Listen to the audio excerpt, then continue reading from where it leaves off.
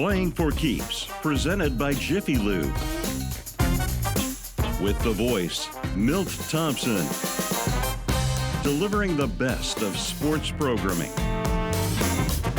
Interviews with top celebrities. And the answer to the question, where are they now? And now, Milt Thompson, Playing for Keeps. Good evening again, and welcome to Playing for Keeps. I am your host, the voice, Milt Thompson.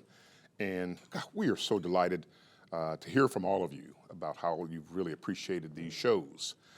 You've acknowledged our billboards out there, and WHMB Channel 40 is doing a great job of marketing and bringing back to you the kind of programming that you really, really look for. You sports fans and also folks who like enjoying stories behind those sports celebrities that have made it great around Central Indiana and around our globe.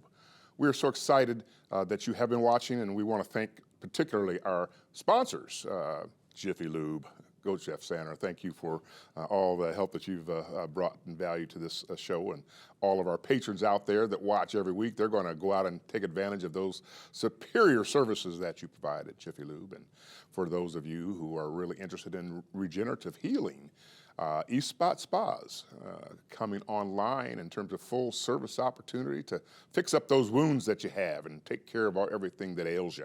So we're going to be delighted to have them continue on as sponsors, and also Bleaky Dillon Crandall, a little law firm with which I'm associated out there, and I really thank their patronage of our show, and bringing on a couple of other sponsors as soon as Susan and Kelly can go ahead and get closed on them. You know how that's like, get closed on those deals, so we'll be in better shape to do some things. Well, we're going way, way back into the good old days today, talking with sports. We're going to call him Mr. Cinematic.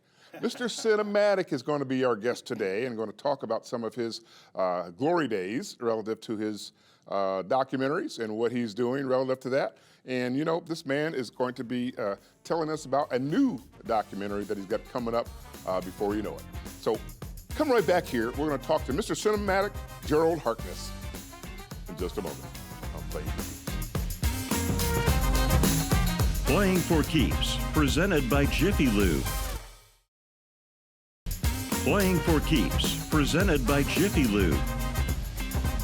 Welcome back to Playing for Keeps.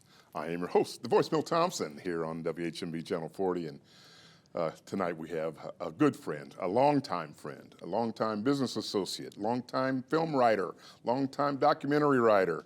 He's been on the big screen doing all the things that we know. Mr. Cinematic. Mr. Cinematic, I like that, man. Gerald Harkness, welcome to our show. Brother Milt, great to see you. Thanks for having me. Man, talking about going way back. Going way back. Tell me about way back. Some Milt trivia. Okay, We were business partners in the 90s and enjoyed a lot of success. I think we were a little bit ahead of our time, Milt, but we can maybe talk about that. We were ahead of our time. But my relationship with you started when you're living off Sunset. I was a little paper boy. Yeah. And I used to watch your show. Oh my goodness. I can't remember where it was on, but I would watch it because right. it was so unique, kind of like what you're doing now. Right. And I was like, man, that's Milt Thompson. You're not supposed to be telling on how old I am. If you were my paper you were boy, and I was very already young. on TV. I was very young. I started young too, man. Very I was like young. in 7th, 8th grade when I was doing television that, man. But I personality. remember that, Milt. I remember us talking, and then, you know, as fate would have it, we crossed paths in the early 90s and did some work, man. Did some You went work. on to undergraduate school down at IU. I did. Went to their film school, I understand. I did. It was a sociology major, but because you couldn't major in film in those days, so I was a film study minor. And while I was at IU, I was also part of union board. I was a director on the student union. And I did a small documentary on step shows as a student. And as you know, when I graduated from IU, I had this grandiose idea of like, you know what, I'm just gonna jump right in and be a producer director, like from the get. Let's just go. Right. And got a $5,000 grant, produced Steppin'. Yes. Chris Duffy, who I was good friends with his son growing up, reintroduced us. Reintroduced us, right. And the rest was history, man. We started Visionary Production, me, you, and Bill Mays with the with the help of Charles Blair. Right. I just had such great leadership with you guys. I recall those days when we were doing those documentaries. Stepping and then Facing the Facade was another one that came kind of out of your earlier days. It did, and we were able to get you some instant credibility. Yeah, we did. Through Charles Blair, we had Avery Brooks become a narrator on one of your shows. He was, man. Yeah. And then we were able to work some magic for your second documentary and get Michael Warren. That's So exactly all right. of a sudden, on your bylines, you've got these mega stars. Mega stars. And then distributors start talking about how much is your production cost? And we were like, well, how much you paying for it? That's exactly We'll right. worry about our production costs That's later exactly right. But it was funny in those days, Milt, because there was a renaissance in black filmmaking, and Spike and John Singleton were really huge. And of course, my father being a former pacer, my mother, her father, my grandfather, I don't know if you knew this, he was a cook for Old Man Kaminsky for the White Sox. Kaminsky, huh? Yeah, so I said that wrong, That's all right. I apologize. Chicago White But sports has always been a part of my life. Right.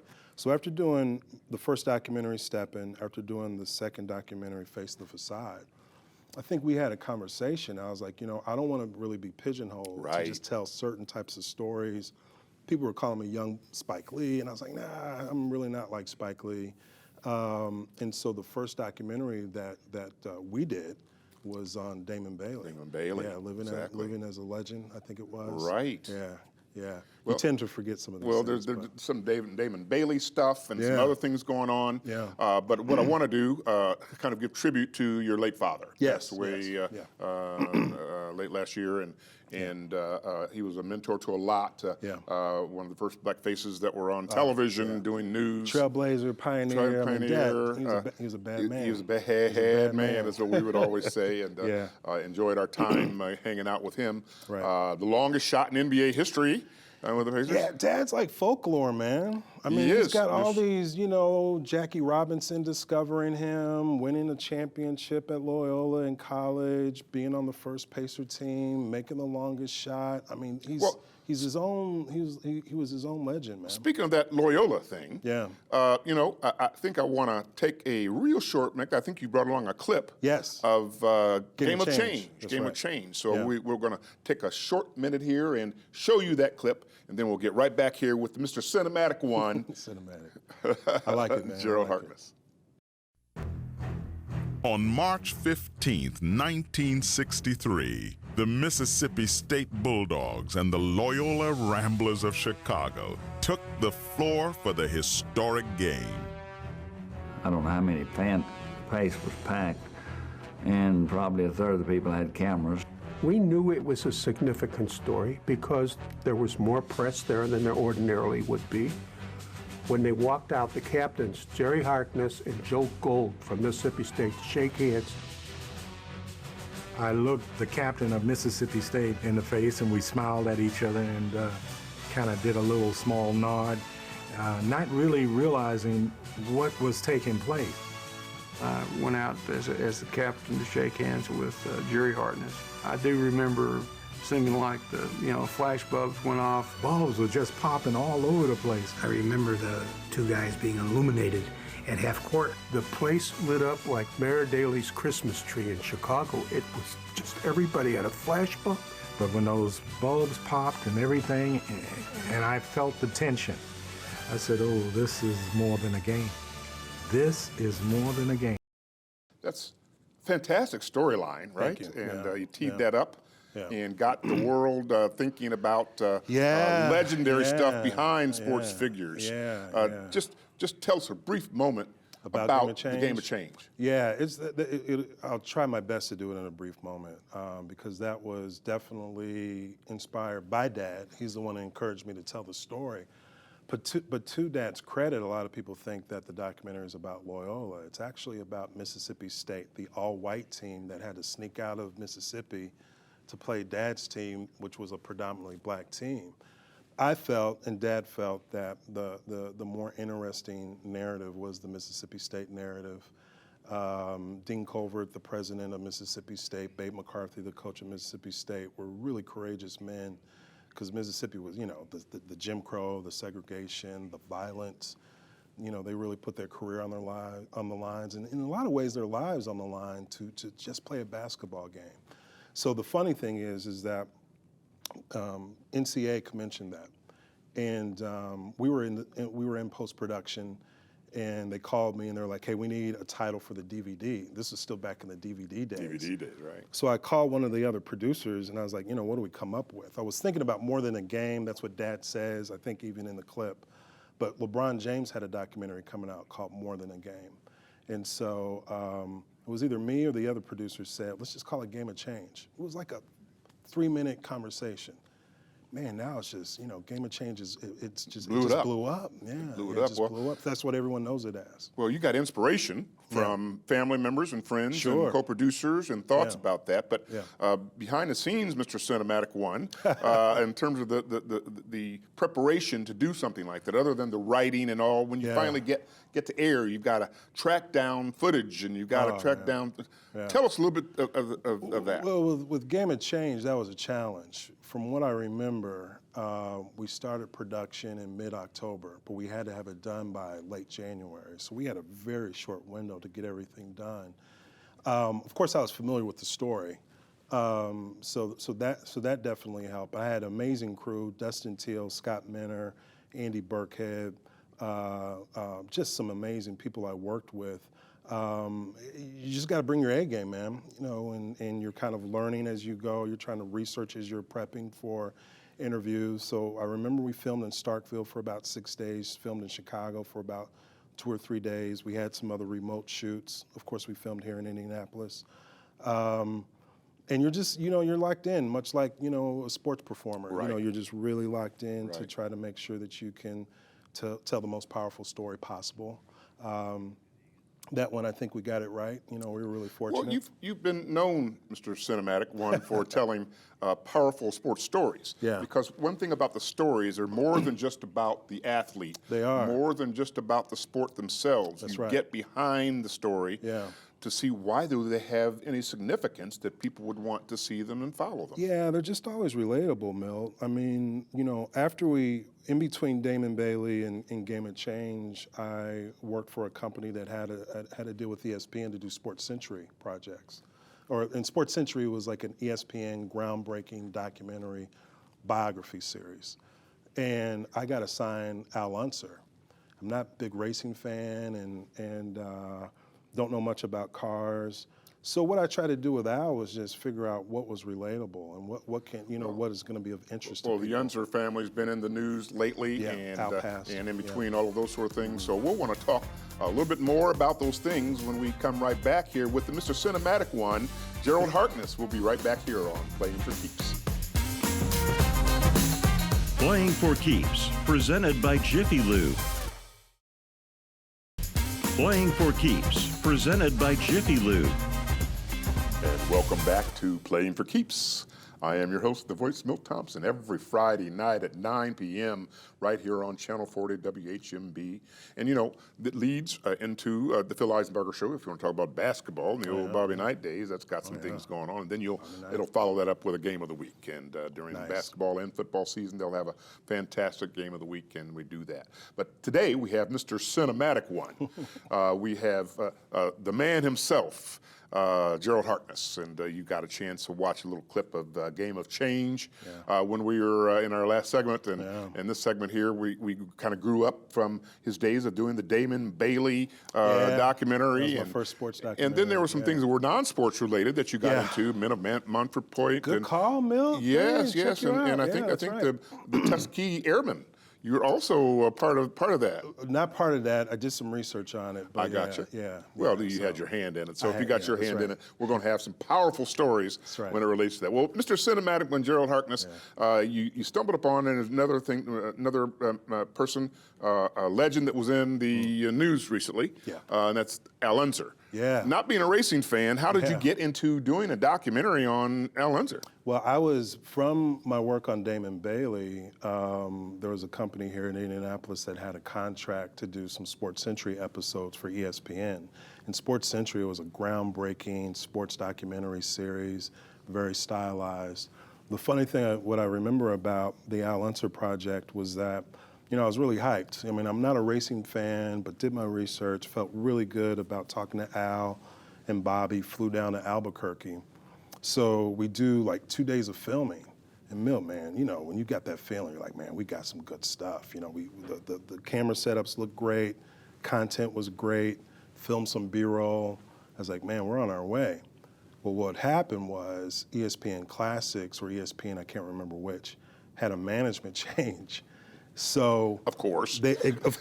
So they completely changed everything. So they came up with some very specific spec sheets on how to film the interviews and tobacco filters and shiny backgrounds, and it was just like a 180 from what we were doing. So I had to go back, refilm everything, had to go to Bobby Unser and say, hey man, I'm sorry, what you said was great, it ain't you, it's me, that type of a situation. But that was a lot of fun. The Unsers were very fantastic to work with, and just really enjoyed that whole experience. It was my first time working for a major network. I've done stuff with VH1, A&E, Paramount TV, All Black, done a lot of network stuff since then, but ESPN was the place where I really cut my teeth. Can't say I enjoyed it all the time because I'm used to being the boss. Right. You had to submit it and get notes and all that other stuff. That was a little bit new for me, but it was a great experience. Well, people always want to know what goes on in front of the camera, behind the camera, but many times they don't quite understand the business workings of big-time documentaries and big-time television. Yeah. Tell us a little bit about your learning curve and all of the business stuff that kind of goes behind all of that stuff. I mean, man, you were a part of that. It was you, it was Bill Mays, it was Chris Duffy, it was Charles Blair, it was my parents. I mean, I was in the 90s where I just had the best possible support group possible, and learned so much from you guys. And one thing that you kind of did for me was that you let me make my own mistakes. You put me out there. You always encouraged me. You were always supportive, but you also said, hey man, you know, if you're gonna do this, you need to do it. And I was with Milt Thompson. I remember when we started Visionary. That got you thrown out of a few places, but other than that, that's all right. Open doors, brother, open doors. But I remember I was so sheepish starting out. We went to Key Bank to open an account. And they said, well, what color checks do you have? And I was like, no, what color check should I get?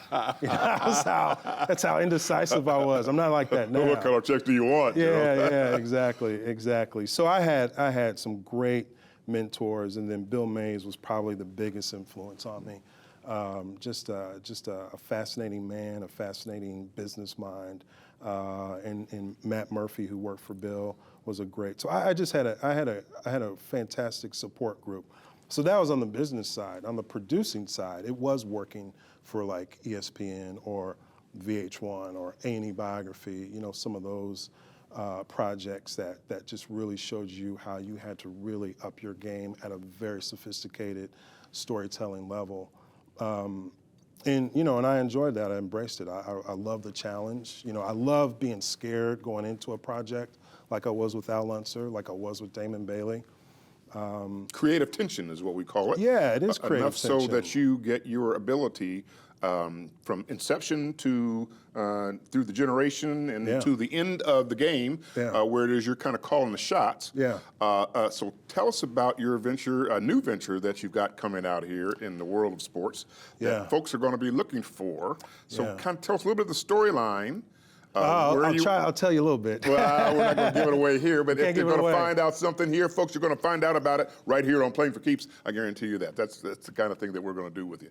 So tell us a little bit about the new show. Yeah, it's a new sports biography. It's about a Fort Wayne native. I don't know if you've heard of a man named Johnny Bright. Yes. But Johnny was a stellar athlete in the late 1940s. Went to high school in Fort Wayne, and was probably maybe a top 3 or 4 or 5 athlete in the country. Couldn't get any of the state schools to recruit him, unfortunately. And he played basketball, he played track, he specialized in football. And fortunately, someone from Fort Wayne was at Drake in Iowa, was familiar with Johnny, and said, hey, I want you to come here for a basketball and track scholarship. And Johnny said, okay, I'll do that. Being African American, going to Iowa, you know, knowing that there would be challenges, he's like, you know, I'll do it, I'm ready for it. Just give me a shot at football. So he goes to Drake. His freshman year, he is stellar in basketball, stellar in track. His sophomore year, he walks onto the football team, and in his first game, he got something like 200 yards, 2 touchdowns rushing, touchdown passing. This dude, by the end of his sophomore year, he was the first sophomore in NCAA history to lead the league in both rushing and passing. But most people, I mean, you're the sports aficionado, so you know him, but most people don't know this brother's name and some of the stuff that he went through, where his life ended up in Canada. It's one of those stories where I'm just honored to tell it. Well, it's in an era where it is some of these great sports folks, and I've always been shocked by their stories and about whether or not they suffered any kind of insecurities about it in those days. And I'm talking folks like I spent time with Hank Aaron. Yeah. He was a little bit bitter, you know, but it was bitter because, you know, he said these young guys don't recognize the history and what I'd gone through with that. Muhammad Ali, spent as much time as I spent with him, very same thing. You know, I win an Olympics, you know, for the United States and can't even go get a meal there in Louisville, where I grew up. And this storyline continues, goes on and on and on. It does. And so we need to recognize them, like our friend the Big O, Oscar. You know, very same sort of things. And it's unfortunate that there's still so many. I mean, you know, you're talking about some fantastic legends, and Johnny Bright was in the times of Jesse Owens and Jackie Robinson and Joe Louis. But there's still so many other stories, Milt, about some fantastic athletes that, you know, people just don't know about. And so that's been the honor of my career, is trying to tell those stories. Those stories that are behind it. Yeah. So what's the title of your new documentary? It's called The Bright Path, The Johnny Bright Story. The Bright Path. Yeah, and it will probably debut in Iowa, since that's where we did most of the filming this summer, and then in the fall, we think it's going to get picked up by PBS through some variety of affiliates. Hopefully around late summer, around when college football starts. So you've talked about your business kind of folks that have helped and support you. What about on the cinematic side of these things, Mr. Cinematic? Like different influences? Yes, the influences that you had. Yeah, I mean, growing up, I was definitely, you know, Spielberg and Scorsese were my favorite, and I would put Kubrick and David Fincher in there. So I think more scripted directors is where I get maybe more of my style from. Locally, there were some fantastic videographers and editors. Back in those days, I was the youngest guy on the set. Now I'm the oldest. But, you know, guys like James Johnson and Otis Jones and Dustin Teal, who were much older than me. But names we're familiar with. But they just really helped me out. They took a chance on working with me. They showed me the ropes. Kept me in line, trust me, Dustin especially. Oh man, he'd be tough on me. Are you going to give us one quick peek of who is the top actor in The Bright Story? Warren Moon. Warren Moon, there you go. And Bill Rhoden. Speaking of greatness, Mr. Cinematic has put greatness continually into all of his roles and his activity. Gerald, we want to thank you so much for being here on our show today. Yeah, it's an honor, brother. Playing for Keeps. You're going to watch us every Friday night here on Channel 40, WHMB. Playing for Keeps. I am the voice, Milt Thompson. We'll see you here next Friday night.